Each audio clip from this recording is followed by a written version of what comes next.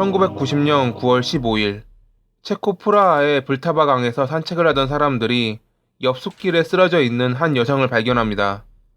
여성의 몸은 나뭇가지로 덮여 있었고 어떠한 움직임도 없었습니다. 이미 그녀는 사망한 상태였던 겁니다. 그녀의 이름은 블랑카 보코바로 전날 광장에서 친구들과 술을 마시는 게 마지막으로 목격된 후 다음날 싸늘한 주검이 된 상태로 발견된 겁니다. 친구들은 블랑카와 오후 11시 45분에 광장에서 헤어졌지만 그녀는 한 잔 더 하겠다며 홀로 남아있었고, 또 다른 목격자는 40대로 보이는 남성이 그녀와 이야기를 하는 걸 봤다고 증언했습니다. 하지만 그게 끝이었습니다. 별다른 목격자도 범인의 흔적도 남아있지 않았으며 CCTV도 설치되어 있지 않은 장소에서 범행이 일어났기에 수사는 진전이 없었습니다. 그로부터 몇 주 후 오스트리아 그라츠에서 브룬힐데 마서라는 여인이 실종되는 일이 발생합니다. 그녀는 그라츠에서 유명한 매춘부로 손님을 만나러 간다고 나간 뒤 돌아오지 않았습니다.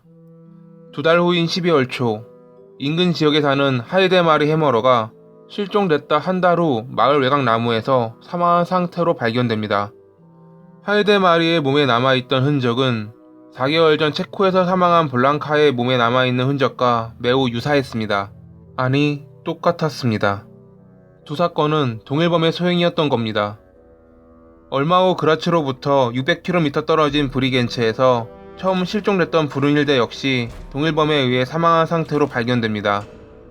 범인에 대한 증거도 목격자도 남아있지 않은 상태.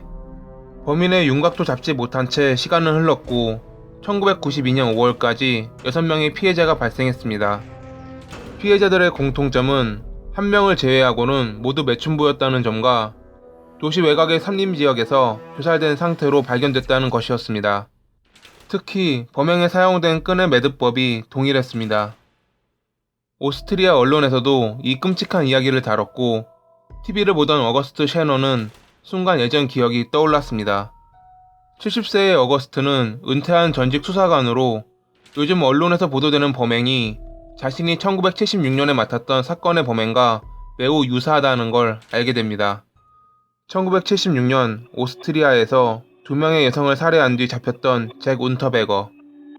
그는 당시 종신형을 선고받았다 가석방된 인물이었기에 어거스트는 그를 의심했고 이 사실을 경찰들에게 알렸습니다. 2건의 살인을 했지만 재판 당시 정신병 진단으로 종신형을 선고받았던 잭은 수감 생활을 하며 글을 쓰기 시작했고 전문가에게도 인정받을 만큼 유명해지자 재활 증거로 받아들여져 1990년에 로비를 통해 가석방된 인물이었습니다. 석방 후에도 그는 글쓰는 재주를 인정받아 오스트리아의 한 잡지사와 계약을 맺어 기자로 활동하고 있었습니다. 수사관들은 어거스트의 제보처럼 과거 범행 방식과 흔적, 매듭법이 일치하자 잭을 의심했지만 아직 그렇다고 할 물적 증거가 없었습니다. 그때부터 그의 감시가 시작됐고 과거 행적을 조사하던 중 여러 의심스러운 정황이 포착됩니다. 잭이 일 때문에 다른 나라로 출장을 갔을 시기에는 범행이 일어나지 않았던 점, 그의 카드 사용 내역이 피해자들이 실종되고 발견된 지역이 포함돼 있었던 점, 수사망은 점점 좁혀오고 있었습니다. 결국 그는 자신의 여자친구와 함께 해외로 도주를 합니다. 도주 당시 그는 오스트리아 언론에 전화를 걸어 다음과 같이 말했습니다. 경찰들이 범인을 잡지 못해 나에게 범죄를 덮어 씌우려고 한다. 사회적으로 나를 매장하려는 곳에서는 한순간도 머무르고 싶지 않기에 떠난다.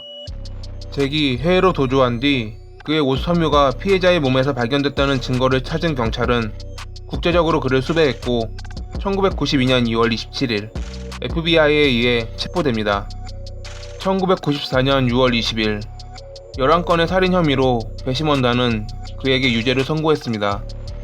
잭은 항소하겠다 밝혔지만 6월 29일 감옥에서 스스로 목숨을 끊은 상태로 발견됩니다. 그가 자살에 사용한 매듭법은 범인이 피해자들에게 사용한 끈의 매듭법과 일치했다 합니다. 공식적으로 그는 형을 받기 전에 사망했기에 오스트리아 법률상 무죄로 기록되어 있습니다. 몇몇 이들은 옷 섬유와 매듭법의 증거만으로 잭을 범인으로 확정지어선 안된다며 그의 무고함을 주장하기도 합니다. 살인사건으로 종신형을 받은 뒤 갱생했다며 가석방된 잭. 하지만 그는 가석방 후 달콤한 말로 사람들을 매료시킨 악마였고 자신의 쾌락에 몸을 맡기며 또 다른 피해자들을 낳은 괴물이었습니다.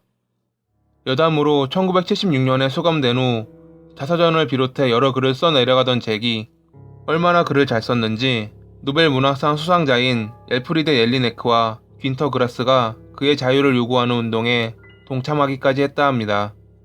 그는 자신의 글에 아름다운 여자의 죽음만큼 시적인 주제는 없다. 사랑받기 위해서는 여자가 아름다워야 하는 시대가 있고 아름다워지기 위해서는 여자가 사랑받아야 하는 시대가 있다라고 표현하기도 했습니다.